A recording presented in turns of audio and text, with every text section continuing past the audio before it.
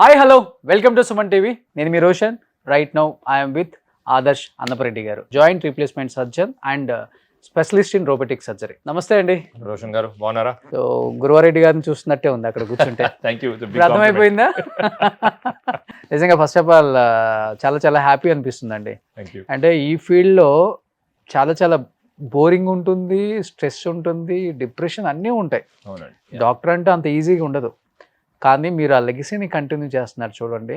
ఒక డాక్టర్ గురువారెడ్డి గారి పేరుని ఏమాత్రం తగ్గించకుండా వాళ్ళ అబ్బాయిగా మీరు తీసుకున్న ఈ జాబ్ అనేది చాలా పెద్ద రోల్. ఫస్ట్ ఎలా ఉంటుంది ఆ సాటిస్ఫాక్షన్ వచ్చిన పేషెంట్స్ చెప్తూ ఉన్నప్పుడు? ఫస్ట్ లో చాలా స్కేరీగా ఉండేది. Okay. బికాజ్ పెద్ద షూస్ కదా ఫిల్ చేయడానికి. స్టార్టింగ్ లో కొంచెం డౌంటింగ్ టాస్క్ అనిపించింది, కానీ స్లోగా ఈజీ అయిపోయింది. అండ్ ఇప్పుడు పేషెంట్స్ నా గురించి వచ్చినప్పుడు feel very happy. Okay. Especially ఇప్పుడు చాలా మంది వీల్ చైర్లో వస్తారు. ఇప్పుడు ఆ జాబ్ ఎంత సాటిస్ఫైయింగ్ జాబ్ అంటే, ఇప్పుడు కార్డియాలజిస్ట్ ఉన్నారు అనుకోండి, హార్ట్ కండిషన్ తెలియదు పేషెంట్. అవును అవును. లోపలికి వెళ్ళి చూస్తే అది లైఫ్ థ్రెటనింగ్ అని తెలుస్తుంది. కార్డియాలజిస్ట్ వాళ్ళు పని చేసినాక పేషెంట్ లైఫ్ సేవ్ చేస్తారు. అవును. కానీ పేషెంట్కి అంతేం తెలియదు. అవును. ఇప్పుడు మా ప్రొఫెషన్ ఎంత లక్కీ అంటే మాకు సాటిస్ఫైయింగ్ ఎట్లా అంటే, బికాజ్ వాళ్ళు వీల్ చైర్లో వస్తారు, వాకింగ్ చేయలేకపోతారు, నీ పెయిన్స్తో హిప్ పెయిన్స్తో. మా సర్జరీ తర్వాత మళ్ళీ నడవగలుగుతారు, మళ్ళీ వాళ్ళు చేసే పనులన్నీ చేయగలుగుతారు, వాకింగ్, స్పోర్ట్స్. సో వాళ్ళకి మొత్తం లైఫ్ స్టైల్ మారిపోతుంది. సో వాళ్ళు చాలా గ్రేట్ఫుల్గా, చాలా హ్యాపీగా ఫీల్ అవుతారు. వాళ్ళని చూసి మేము కూడా చాలా హ్యాపీగా ఫీల్ అవుతాం. So that's a very satisfying job మాది. ఓకే. సో అలాంటి సిచ్యువేషన్ చూస్తే చాలా చాలా హ్యాపీగా ఉంటుంది. ఓకే. ఎంత హార్డ్ వర్క్ పెట్టాం అవన్నీ వర్త్ వైల్ అనిపిస్తుంది. అవును. Yeah. ఎస్పెషల్లీ నీకి సంబంధించి, హిప్కి సంబంధించి చాలా చాలా ప్రాబ్లమ్స్ వస్తాయి, కానీ అందరూ దాన్ని కూడా నెగ్లెక్ట్ చేస్తున్నారు ఇప్పుడు.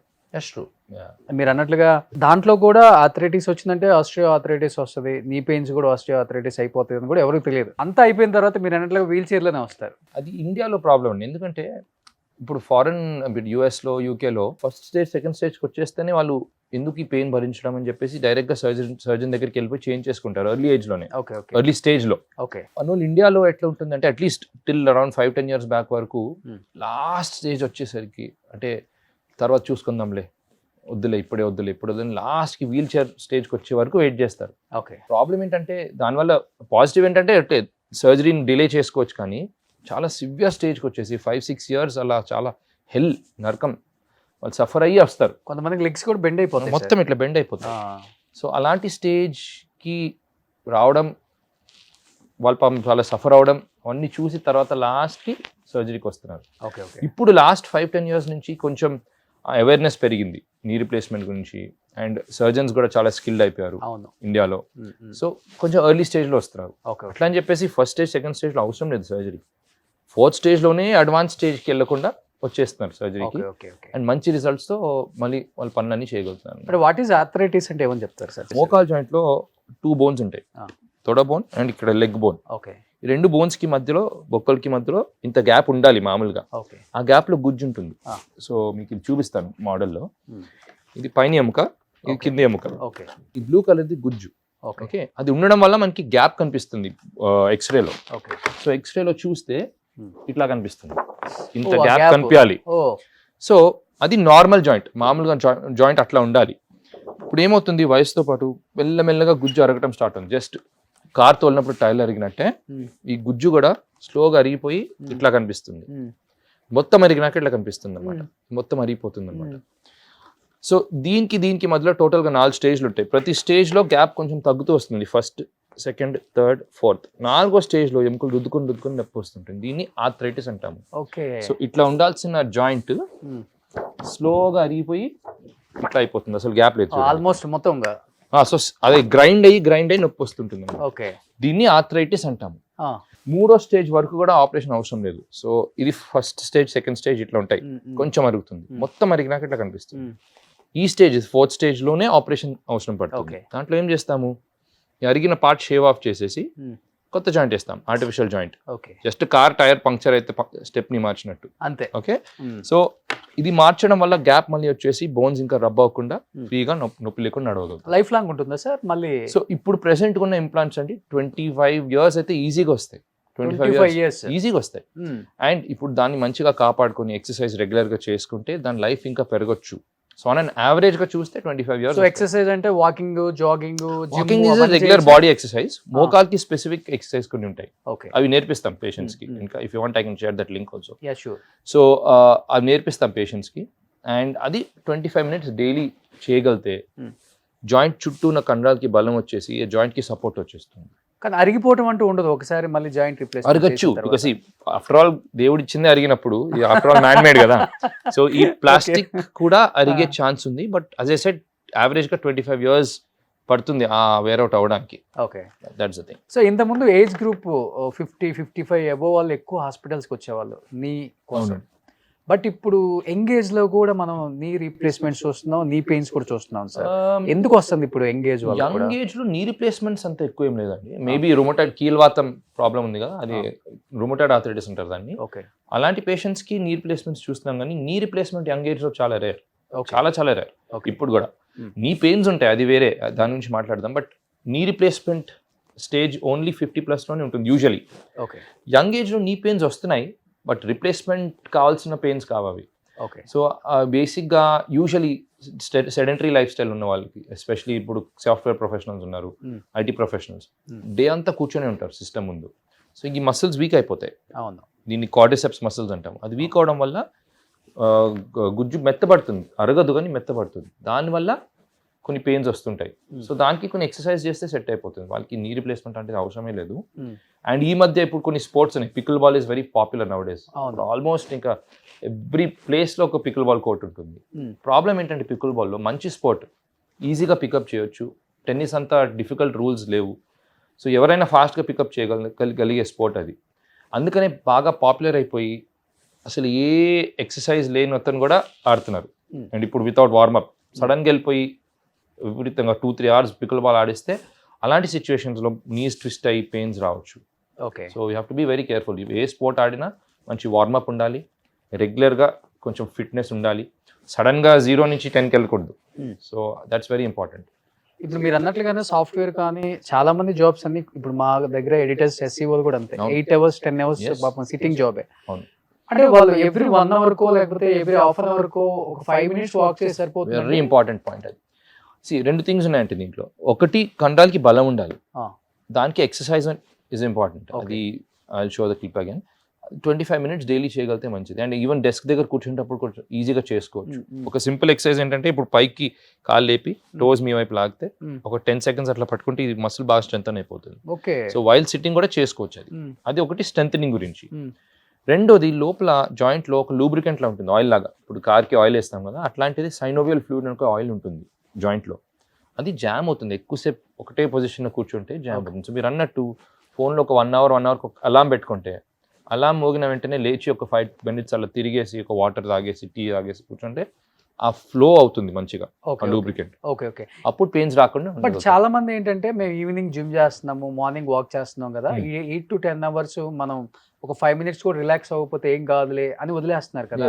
అలాంటి వాళ్ళకి ఎలాంటి ప్రాబ్లమ్స్? ఇప్పుడు నేను 1 hour వాక్ చేస్తాను ఎవ్రీ డే, బట్ నేను 8 hours 10 hours కూర్చొని జాబ్ చేయాలి. కరెక్ట్. సో 1 hour నడవటం వల్ల స్ట్రెంత్ వస్తుంది, కానీ ఆ జాయింట్ ఫ్లో ఉండదు మీరు కంటిన్యూస్ గా కూర్చుంటే. మీరు ఎగ్జాంపుల్ ఒక సినిమాకి వెళ్ళారనుకోండి, ఇప్పుడు Dhurandhar movie 4 hours movie almost. మీరు ఇంటర్వెల్లో లేవకుండా మొత్తం మూవీ జస్ట్ కూర్చొని చూస్తే లాస్ట్కి లేచేటప్పుడు బాగా పెయిన్ వస్తుంది ఫ్యూ మినిట్స్. అవును కదా, ది సేమ్ రీజన్. సో మీరు ఎవ్రీ అవర్కి లేచి, ఇప్పుడు ఈవెన్ సినిమాకి వెళ్ళినా కూడా, ఇప్పుడు సినిమా అంటే పిచ్చి నాకు, అందుకని సినిమా ఎగ్జాంపుల్ ఇస్తున్నా. సినిమాకి వెళ్ళినప్పుడు ఇంటర్వెల్లో లేచి తిరిగేసి కూర్చుంటే అప్పుడు ఆ లోపల ఫ్లూయిడ్ మంచిగా ఫ్లో అవుతుంది. That's important. Okay, personal question అనుకోకుండా ఒకటి అడుగుతాను, చెప్తారా ఆన్సర్?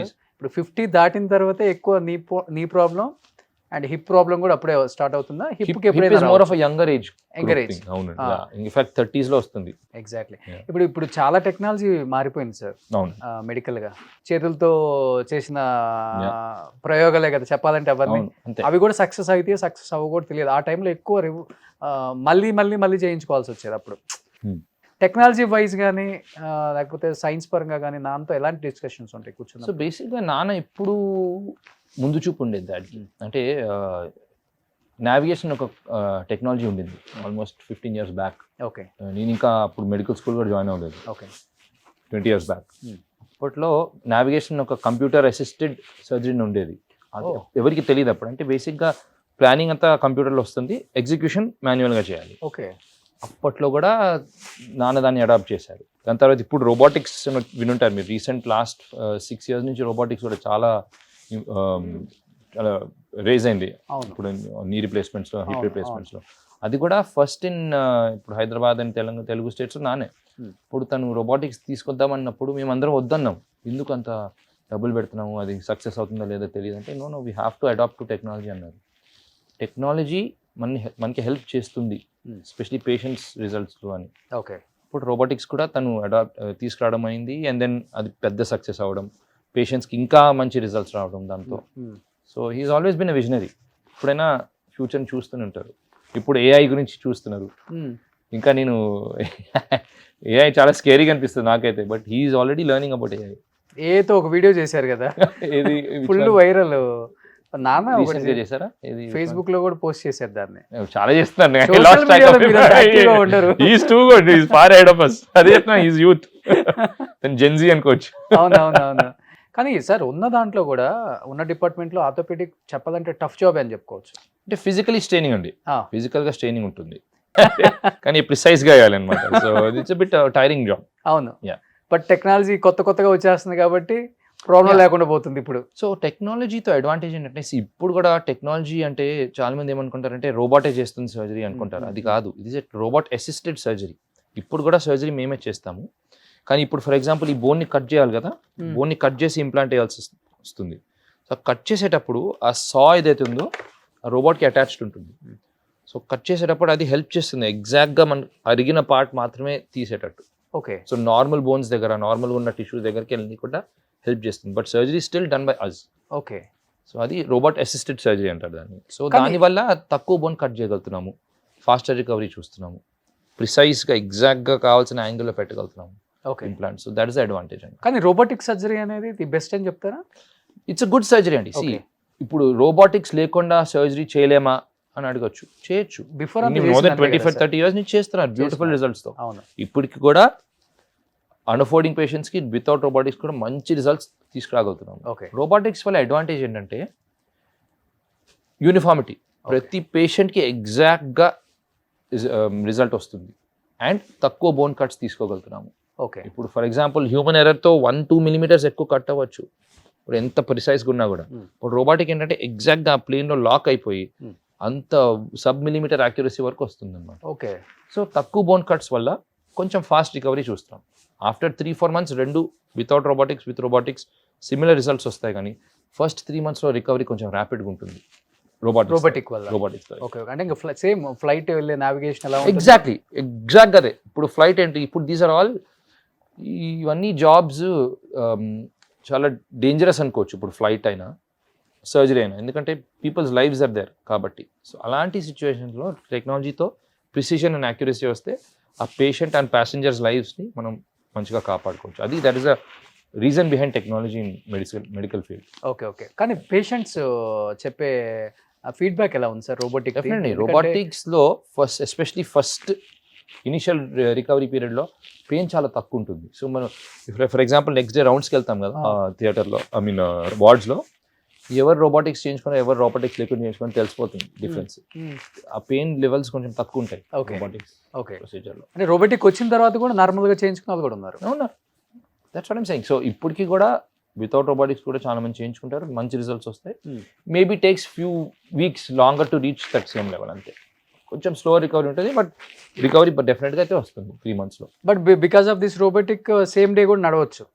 అది బిఫోర్ కూడా నడిపించేవాళ్ళు, even without robotic same day నడిపించేవాళ్ళు. Same day. Okay. Maximum within 24 hours. కానీ రివర్స్ అవ్వదా సార్ ఎప్పుడు కూడా ఏంటండి రోబోటిక్ వల్ల? ఎందుకంటే దానికి వేరే ట్రైనింగ్ ఉంటుందండి. ఇప్పుడు చాలా మంది ఏమనుకుంటారు, రోబోటిక్స్ అయితే సర్జన్ ఏం చేస్తాడు అని. దానికి వేరే సెట్ ఆఫ్ స్కిల్స్ ఉంటాయి. ఫస్ట్ కన్వెన్షనల్ సర్జరీ నేర్చుకుంటేనే రోబోటిక్స్లో మాస్టర్ అవ్వచ్చు. ఓకే. కన్వెన్షనల్ సర్జరీ నేర్చుకుంటే అప్పుడు రోబోటిక్స్కి వేరే టైప్ ఆఫ్ స్కిల్స్ ఉంటాయి. ఇప్పుడు దాన్ని ఎట్లా క్యాలిబ్రేట్ చేయాలి, ఈ పేషెంట్కి ఏ యాంగిల్ కరెక్ట్ పెడితే సరే సెట్ అవుతుంది, అవన్నీ నేర్చుకోవాలి. అది separate set of skills. Without learning conventional robotics చేయడం is not a good idea. Already కన్వెన్షన్లో ఎక్స్పీరియన్స్ ఉన్న వాళ్ళు రోబోటిక్స్ చేస్తేనే బెస్ట్ రిజల్ట్స్ వస్తాయి. ఫర్ ఎగ్జాంపుల్ ఇప్పుడు మీరు కార్ డ్రైవ్ చేస్తున్నారు అనుకోండి, ఈ మధ్య అసలు చాలా మందికి స్టిక్ మాన్యువల్ గేర్ అసలు తెలియదు, మోస్ట్లీ ఆటోమేటిక్ కార్స్ వచ్చేసాయి. బట్ ఫర్ ఎగ్జాంపుల్ మీరు లైఫ్ అంతా ఆటోమేటిక్ కార్ నడిపించారు, సడన్గా గేర్ కార్ వచ్చింది అనుకోండి, నడిపిలేకపోతారు, అంతే కదా. సో ఇప్పుడు ఫర్ ఎగ్జాంపుల్ నేను ఒక ప్లేస్కి వెళ్ళాను అనుకోండి సర్జరీ చేయడానికి, వాళ్ళ దగ్గర రోబోట్ లేకపోతే ఎట్లా? ఐ కాంట్ సే నేను రోబోట్తోనే చేస్తాను చెప్పలేను కదా. సో కన్వెన్షనల్ సర్జరీ కూడా నేర్చుకుంటేనే రోబోటిక్ సర్జరీలో మాస్టర్ అవ్వచ్చు. Okay, that's my opinion. Daddy మీరు రోబోటిక్ కానీ లేకపోతే నార్మల్ నీ రీప్లేస్మెంట్ చేసిన సక్సెస్ స్టోరీస్ చాలానే ఉంటాయి కదా? చాలా ఉంటాయండి. సో ద బ్యూటీ ఆఫ్ అది చెప్పాను కదా, చాలా మంది వీల్ చైర్లో వచ్చి within few days they will be walking. నాకు 85-year-old జెంటల్మెన్ నాకు గుర్తుంది, తను వచ్చాడు, తను ఒక్కటే చెప్పాడు, నేను మళ్ళీ గాల్ఫ్ ఆడాలి అని చెప్పారు. వీల్ చైర్లో వచ్చారు అతను. తనకి పార్షల్ రిప్లేస్మెంట్ ఒక ఆప్షన్ ఉంది, జస్ట్ ఓన్లీ అరిగిన పార్ట్ మాత్రమే, ఇట్లా మొత్తం జాయింట్ మార్చుకోవాలి, మొత్తం జాయింట్ కాకుండా. సో తనకి చేశాను. 1 month లో తనకు వీడియో పంపించారు గాల్ఫ్ ఆడుతూ. ఓకే, అలాంటి సిచ్యువేషన్ చాలా హ్యాపీగా ఫీల్ అవుతాం. ఓకే, చాలా చాలా హ్యాపీగా ఫీల్ అవుతాం. సో ఇప్పుడు మీదంతా వేరే ట్రీట్మెంట్, మీ స్టైల్ అంతా వేరు, నాన్నది వేరే, సెటప్ అంతా వేరు వేరే. వర్క్ టుగెదర్ అండి, ప్యారలల్ ఓపీస్ చూస్తాము. ఇప్పుడు ఫస్ట్ లో నేను నాన్నతో పాటు పనిచేసేవాడిని, బట్ ఇప్పుడు స్లోగా నా ప్రాక్టీస్ కూడా పెరిగింది కాబట్టి ఇంకా ప్యారలల్ గా చూసుకుంటున్నాను. ఓకే, ఓకే, బట్ డెఫినెట్ గా ఇప్పుడు యంగ్ బ్లడ్ కాబట్టి అడాప్ట్ అయిపోతున్నారు, టెక్నాలజీ ఇలా అడాప్ట్ అవుతున్నారు. ఓల్డ్ డాక్టర్స్, యంగ్ డాక్టర్స్ దగ్గర నుంచి కూడా చాలా నేర్చుకుంటున్నారంట. బట్ ఒక డెఫినెట్ గా పాత జనరేషన్ వాళ్ళు దే ఆర్ వెరీ గ్రేషియస్ అండి. ఇప్పుడు ఫర్ ఎగ్జాంపుల్ ఈగో ఉండదు. చాలా మంది నాకు హిప్ రీప్లేస్మెంట్, నీ రీప్లేస్మెంట్ నేర్పించిన వాళ్ళకి నేను రోబోటిక్స్ నేర్పించాను, ఎందుకంటే it's new technology. Okay, okay, వాళ్ళు ఎంత గ్రేషియస్ గా, ఇప్పుడు నేను వాళ్ళ స్టూడెంట్ అయినా కూడా నా దగ్గర నుంచి నేర్చుకోవడానికి వచ్చారు చూడండి, దట్ ఈస్ వెరీ గ్రేషియస్. అందరికీ అది ఉండదు. సో నేను ఎంత లక్కీ అంటే నాకు నేర్పించిన 5-6 మెంటోర్స్కి నేను రోబోటిక్స్ నేర్పించగలిగాను. అవును, అండ్ చాలా గ్రేషియస్గా కూడా యాక్సెప్ట్ చేశారు ఆ ట్రైనింగ్ కూడా. So even including that, I mean of course డాడ్కి నేను నేర్పించాల్సింది ఏం లేదు కానీ, but for example hip replacement with robo it's something which నాకు ఒక స్పెషాలిటీ ఉంది దాంట్లో. So I have taught him few things in that, but he's a master of course. But డెఫినెట్గా ఫస్ట్ నీ రీప్లేస్మెంట్ చేసేటప్పుడు డాడీ అసలు ఎలా చేస్తాడో ఆదర్శ్ చూడాలి, ఎక్సైట్మెంట్ ఉంటుంది కాబట్టి. చూసిన తర్వాత డాడీ ఏం చెప్పారు అసలు? చూసిన తర్వాత డాడీ ఏం చెప్పారు నేను చేసినప్పుడు? నాన్న నా బిగ్గెస్ట్ ఫ్యాన్ యాక్చువల్గా చెప్పాలంటే. అవునా? నేను ఎంత వర్స్గా ఏం చేసినా కూడా చాలా బాగా చేశాను చెప్తారు పాపం. ఈజ్ అ స్వీట్ హార్ట్ అట్లా అయితే. So not just about surgery but anything, is my biggest supporter. అంటే కొడుకు కాబట్టి I think so. No but is always been supportive of me. నాకు నిజంగా if he is not there I don't know what I will be. Whatever I'm is because of him. నాన్న నేను 5% అయినా కూడా నేను సక్సెస్ఫుల్ అయినట్టు లైఫ్లో. That's what I feel. కానీ ఇప్పుడు కామన్గా అందరికీ హిప్ ప్రాబ్లం వస్తుంది సార్. అవునండి, హిప్ ప్రాబ్లం కూడా ఎక్కువ యంగ్ వాళ్ళకే వస్తుంది. అవునండి. ప్రీవియస్ హిప్ రీప్లేస్మెంట్ చేయించుకునేటప్పుడు కూడా మనకి ట్రీట్మెంట్ చేసిన తర్వాత కింద కూర్చోలేం. అవును, బిఫోర్ ఉన్నంత యాక్టివిటీస్ కూడా చేయలేం చెప్పాలంటే. క్రికెట్ కానీ మెజారిటీ చేయగలుగుతారు, బట్ కింద కూర్చోవడం అవాయిడ్ చేయమని చెప్పేవాళ్ళం మేము. ఓకే, బట్ ఇప్పుడు అది కూడా మారింది. Okay. So first hip joint గురించి చెప్తానండి. బేసిక్గా హిప్ జాయింట్ అంటే ఒక బంత్ ఉంటుంది, కప్ ఉంటుంది, బాల్ అండ్ సాకెట్ జాయింట్ అంటారు దీన్ని. ఓకే, దీనికి కూడా మోకాల్ జాయింట్ లాగా గుజ్జు ఉంటుంది, బాల్ మీద కప్ మీద. ఓకే. ఇప్పుడు దీనికి బ్లడ్ చేరితేనే ఇది మంచి హెల్దీగా ఉంటుంది. రక్త ప్రసారం ఇక్కడ నుంచి వచ్చి ఇట్లా సప్లై చేస్తుంది. కొన్నిసార్లు అది బ్లాక్ అయిపోతుంది, ఆ బ్లడ్ సప్లై బ్లాక్ అవడం వల్ల ఆ గుజ్జు అరగటం స్టార్ట్ అవుతుంది ఇట్లా. అండ్ మొత్తం అరిగినాక ఇట్లా మొత్తం same thing. And hip joint cup కూడా అరుగుతుంది అనమాట. దీన్ని ఏవిఎన్ అంటారు, ఏవాస్కులర్ నెక్రోసిస్. ఓకే, ఇది ఎందుకు వస్తుందండి అది? అది చెప్పలేము. అది బ్లడ్ సప్లై ఎందుకు ఆగుతుంది అంటే చాలా డిఫరెంట్ రీజన్స్ ఉంటాయి. స్మోకింగ్ వల్ల అవ్వచ్చు, ఆల్కహాల్ తీసుకోవడం వల్ల అవ్వచ్చు, స్టెరాయిడ్స్ వాడడం వల్ల అవ్వచ్చు. కోవిడ్ తర్వాత చాలా మందికి అయింది పాపం. అండ్ అసలు ఎంత అంటే ఆల్మోస్ట్ 4 times పెరిగింది number of cases, AVN cases. Okay, and అన్ఫార్చునేట్గా ఇది యంగ్ ఏజ్ లో అయ్యే ప్రాబ్లం అనమాట. సో ఏజ్ గ్రూప్ వాళ్ళకి 25 to 40 years లో ఏవియన్ అన్న ప్రాబ్లం. Yes, exactly. అండ్ దీంట్లో కూడా స్టేజెస్ ఉంటాయి. ఇది కూడా 4th stage వస్తేనే ఆపరేషన్ అవసరం పడుతుంది. 4th stage లో హిప్ రీప్లేస్మెంట్ అవసరం పడుతుంది. అంటే సేమ్ మోకాల్ రీప్లేస్మెంట్ లాగానే. దాంట్లో ఏం చేస్తాము, బంతి మారుస్తాము అండ్ కప్ కూడా మారుస్తాం అనమాట. ఈ బాల్ కప్ 2 మార్చడం వల్ల మళ్ళీ మూమెంట్ స్మూత్ అయిపోయి నార్మల్ లైఫ్కి వెళ్ళిపోవచ్చు మళ్ళీ. ఓల్డ్ స్టైల్ ఇది. అంటే ప్రెసెంట్గా ఇదే. ఇప్పుడు ప్రెసెంట్గా అప్రోచ్ మారింది, అది చెప్తాను. ఇప్పుడు బేసిక్గా హిప్ రీప్లేస్మెంట్ చేయడం వల్ల నార్మల్ మూమెంట్స్కి రాగలుగుతారు. వాకింగ్ చేయొచ్చు, డ్రైవింగ్, రన్నింగ్ అన్నీ చేయగలుగుతారు. కానీ కింద కూర్చోవద్దు అని చెప్పేవాళ్ళం బిఫోర్. ఎందుకంటే పాత రోజుల్లో వెనకాల అప్రోచ్ నుంచి వెళ్ళేవాళ్ళం, పోస్టీరియర్ అప్రోచ్ ఆ అంటే బాల్ ఎక్కడ ఉంటుంది ఎగ్జాక్ట్ గా? తుంటి జాయింట్ ఇక్కడ. సో దాన్ని అప్రోచ్ చేయడానికి ముందు నుంచి అయినా వెళ్ళొచ్చు, వెనకాల నుంచి అయినా వెళ్ళొచ్చు. Okay. So before surgery common గా ఇటు నుంచి వెళ్ళేవాళ్ళం, Ah. అటు నుంచి వెళ్ళి అప్రోచ్ చేసి ఆ హిప్ రిప్లేస్మెంట్ చేసి క్లోజ్ చేసేవాళ్ళం. ఓకే. ఇప్పుడు కింద కూర్చోదని ఎందుకు చెప్పేవాళ్ళం అంటే ఎర్లీ డేస్లో ఎస్పెషలీ ఫస్ట్ 2-3 months కింద కూర్చుంటే బాల్ మళ్ళీ బయటకు వచ్చే ఛాన్స్ ఉంటుంది, డిస్లొకేషన్ అంటాం. ఓకే, బయటకు ఇట్లా బయటకు వచ్చేయడం. Okay okay okay okay. దీన్ని డిస్లొకేషన్ అంటారు, ఎందుకంటే న్యాచురల్ కాదు కదా. సో ఫస్ట్ ఫ్యూ మంత్స్ వరకు అట్లా కూర్చోద్దని చెప్పేవాళ్ళు. అంటే బేసిక్గా ఏం అవ్వకపోయినా కూడా ఆ ఫియర్ ఉంటుంది, సర్జన్ కూడా వద్దు అట్లా కూర్చోద్దని చెప్పేవాళ్ళు. ఇప్పుడు లేటెస్ట్ థింగ్ ఏంటంటే డైరెక్ట్ యాంటీరియర్ అప్రోచ్ అని ఒకటి ఉంది, మినిమల్ ఇన్వేజివ్. అంటే ఫ్రంట్ నుంచి వెళ్తున్నాం, థై నుంచి మసిల్స్ ని కట్ చేయకుండా మసిల్స్ జరిపి సైడ్ కి ఫ్రంట్ నుంచి అటాక్ చేస్తే, ఫ్రంట్ నుంచి రిప్లేస్మెంట్ చేస్తే ఇప్పుడు డిస్లొకేషన్ అయ్యే ఛాన్స్ ఇంకా ఆల్మోస్ట్ 0 అయిపోయింది. కింద కూర్చోవచ్చు, అన్ని పనులు చేసుకోగలుగుతాం. ఇది న్యూ టెక్నాలజీ, హాస్పిటల్ వేసుకొని కూడా కూర్చోవచ్చు. ఈ technology name new approach, it's not a technology, new approach. దీన్ని డైరెక్ట్ యాంటీరియర్ అప్రోచ్ అంటారు, DAA అంటాం. ఓకే.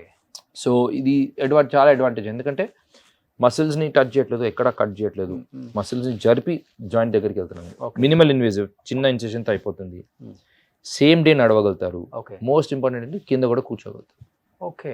ఈ అప్రోచ్ తో డైరెక్ట్ చాలా ఇంపార్టెంట్, ఎస్పెషల్లీ అన్నట్టు పెళ్లి ఏజ్ గ్రూప్ అది. సో కింద కూర్చోవాల్సి వస్తుంది. వాడు ఎంత హైట్ లో కూర్చొని పెళ్లి చేసుకుంటాడు. ఉన్నారు చాలా మంది అట్లా చేసుకునే వాళ్ళు ముందు, బట్ ఇప్పుడు they can SIT normally. Okay. But ఈ టెక్నాలజీ మార్కెట్ లో తెలుసా అండి అందరికి? సో రీసెంట్ గా కొంచెం పాపులర్ అవుతుంది ఇది. యూరోప్ లో, యుఎస్ లో ఆల్మోస్ట్ మోర్ దెన్ 10-15 years నుంచి ఇది పాపులర్ గానే ఉంది. Okay. It's not a very easy procedure. అంటే పోస్టీరియర్ అప్రోచ్ ఇస్ కొంచెం ఈజియర్ అప్రోచ్, పాత అప్రోచ్. ఎందుకంటే అది కొంచెం మసిల్ ని కట్ చేసి సర్జరీ చేసి మళ్ళీ రిపేర్ చేయొచ్చు దాన్ని. ఈ అప్రోచ్ కొంచెం ట్రైనింగ్ బాగా ఎక్కువ ఉండాలి. సో ట్రైనింగ్ చేసినాకే చేయాలి. కటింగ్ డిఫరెన్స్ తక్కువ ఉంటుంది కట్. ఓకే. ఓకే. అండ్ ఇప్పుడు తక్కువ ఉండడం వల్ల సర్జన్ కి అంత క్లియర్ వ్యూ ఉండకపోవచ్చు స్టార్టింగ్ లో. సో అది ఎక్స్పీరియన్స్ వచ్చినాక మంచి ప్రాపర్ గా చేయగలుగుతారు. సో ప్రాపర్ గా ట్రైన్ అయ్యి రావాలి దీంట్లో. సో పేషెంట్స్ ఫీడ్బ్యాక్ ఎలా ఉంది సార్? Excellent and excellent. వాళ్ళు విదిన్ ఫ్యూ వీక్స్ లో ఆపరేషన్ అవ్వనట్టుగానే ఉంటున్నారు. ఓకే. కంప్లీట్లీ నార్మల్ లైఫ్ వచ్చేస్తుంది. సో నార్మల్ గా కింద కూర్చోవచ్చు, they can do everything. Okay okay. చాలా మంది చేస్తున్నారు, స్టార్ట్ చేశారు. బట్ ఈ ఇండియాలో తక్కువ, ఇన్ హైదరాబాద్ లో ఇంకా తక్కువ. Maybe handful of surgeon, 4-5 surgeons must be doing direct అని హైదరాబాద్ లో. బాగుంది. నేను కొత్తగా తెలుసు, నేను నాకే ఇప్పుడు తెలుస్తుంది. ఇట్స్ రీసెంట్, ఎస్పెషలీ సౌత్ ఇండియాలో కొంచెం రీసెంట్ అనుకోండి, లాస్ట్ 1-2 years నుంచి. కానీ చెప్పాలంటే ఆఫ్టర్ కోవిడ్ హిప్ ప్రాబ్లం ఎక్కువైపోయింది, చాలా పెరిగిందండి. చాలా అంటే చాలా. దాంట్లో ఒక పేపర్ కూడా పబ్లిష్ చేసాం యాక్చువల్లీ జర్నల్లో. వి జస్ట్ సా, ఇప్పుడు కోవిడ్ కన్నా ముందు, కోవిడ్ తర్వాత ఎన్ని కేసెస్ ఉండేవో చూసాము. ఆల్మోస్ట్ 3 times పెరిగింది కోవిడ్ తర్వాత. ఓకే. బికాస్ కోవిడ్ లో చాలా మందికి స్టెరాయిడ్స్ వాడాల్సి వచ్చింది, దానివల్ల హిప్ రిప్లేస్మెంట్ స్టేజ్. ఆ ప్రాబ్లం వల్ల ఇది వచ్చిందా సార్? అండ్ ఇప్పుడు అందరికీ కాదు, బట్ అంటే స్టెరాయిడ్ అన్న ప్రతి పేషెంట్ కి రాలేదు, కానీ చాలా మందికి వచ్చింది అన్నమాట. యంగ్ ఏజ్, అది 25 to 35 years. ఆ ఏజ్ గ్రూప్ వాళ్ళకి ఎక్కువ వస్తుంది because of only steroids. Vaccine వల్ల కూడా ఉంటుందా? వ్యాక్సిన్ వల్ల కూడా ఉండొచ్చు, ఎందుకంటే కొందరు స్టెరాయిడ్స్ కూడా వాడలేదు సార్ అని చెప్తున్నారు. సో వాళ్ళకు కూడా ఏవియన్ వచ్చింది. సో మేబీ ఈవెన్ ఆ వైరస్ వల్ల కూడా ఆ బ్లడ్ సప్లై బ్లాక్ అయి ఉండొచ్చు. ఓకే. కానీ బర్త్డే ఇప్పుడు అసలు నీ అనేది మనకి ప్రాబ్లం రాకముందు మేబీ హిప్ కూడా స్టార్ట్ అవుతుంది, ఇప్పుడే మీరు అన్నట్లుగా స్టేజ్ 4 వచ్చిన వరకు కానీ ఆపరేషన్ చేయనని చెప్తున్నారు. అంటే మాక్సిమం అందరూ 4 వచ్చిన తర్వాతే హాస్పిటల్కి వస్తారండి, అది వేరే విషయం. ఇంకా రావట్లే అవేర్నెస్ యూత్ లో కూడా. ఇప్పుడు స్లోగా వస్తుంది, పెయిన్ కిల్లర్స్ ఎక్కువ వేసుకుంటారు. సో బేసిక్గా ఎప్పుడైనా surgery is the last resort. జనాలకి ఒక మిస్కన్సెప్షన్ ఉంది, సర్జన్ దగ్గరికి వెళ్తే సర్జరీ సజెస్ట్ చేస్తారు. అట్లా ఏమి ఉండదు. 4th stage వస్తేనే సజెస్ట్ చేస్తాము. ఓకే.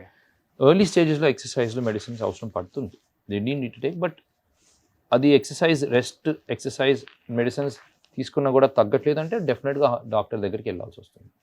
Always safe. ఇప్పుడు ఎర్లీగానే రూల్ అవుట్ అయిపోతే హ్యాపీగా ప్రాబ్లం ఉండదు.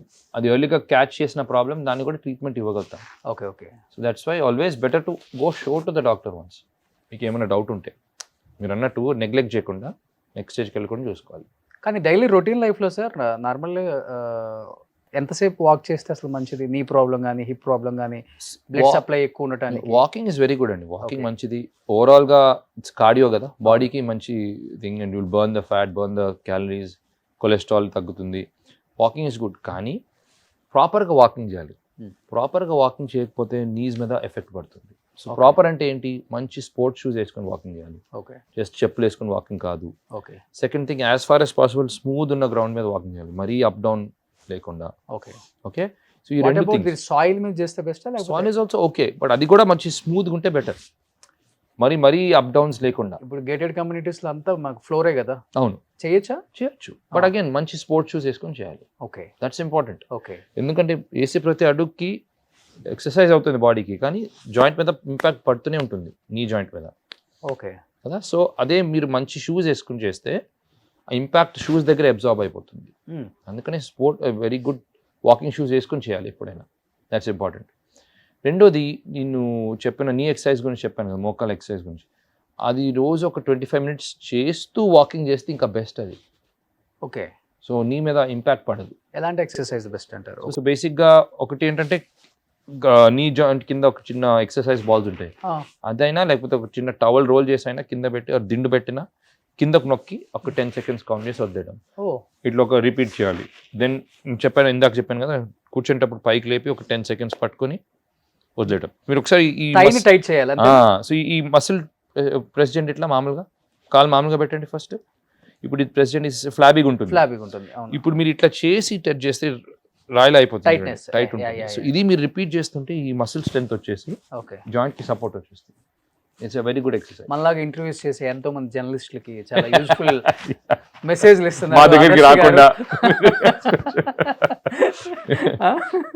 కానీ హెల్దీగా ఉన్న నీయా కాదని మీరు డాక్టర్ చూస్తేనే చెప్తారు కదా. నడకలో తెలిసిపోతుంది, నడకలో తెలిసిపోతుంది. నడిచి వస్తున్నా, యూత్ మ్యాన్, డోంట్ వరీ. ఓకేనా సార్? All good. ఇంకొకటి సార్, ఇప్పుడు హిప్ రీప్లేస్మెంట్కి కానీ నీ రీప్లేస్మెంట్కి కానీ ఇది ఇన్సూరెన్స్ మొత్తం క్లెయిమ్ అవుతుందా లేకపోతే? అవుతుంది. డిఫరెంట్ టైప్స్ ఆఫ్ ప్యాకేజెస్ ఉంటాయండి ఇన్సూరెన్స్లో కూడా. సన్షైన్లో కూడా చాలా రీజనబుల్ కాస్ట్ ఉంటాయి.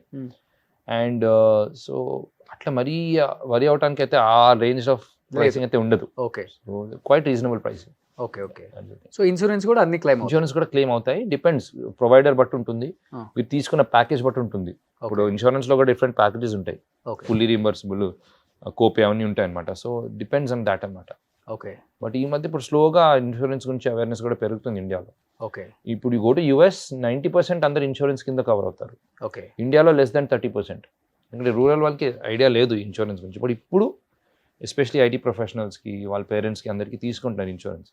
It's a good thing, because బాగా కవర్ అయిపోతుంది హెల్త్ అంతా. సో యంగ్ వాళ్ళకి హిప్ గురించి కానీ నీ రీప్లేస్మెంట్ గురించి కానీ సో ఏం మెసేజ్ ఇద్దాం అనుకుంటున్నారు సార్? బేసిక్గా don't worry too much, but at the same time హెల్త్ని మంచిగా చూసుకోండి. అండ్ ఏమైనా సిమ్టమ్స్ వస్తే ఫస్ట్ ప్యానిక్ అవ్వకూడదు. ఇప్పుడు ఫర్ ఎగ్జాంపుల్ నీ పెయిన్ వచ్చేది, ఫస్ట్ ఈ మధ్య ఏమంటే సడన్గా నీ రీప్లేస్మెంట్ అవసరం పడుతుందా ఆ లెవెల్కి వెళ్ళిపోతున్నాడు thoughts. Don't stress, don't panic. నీ పెయిన్స్ వస్తే 2-3 days చూడండి, అవ్వకపోతే ఎవరైనా డాక్టర్ దగ్గరికి కలవండి.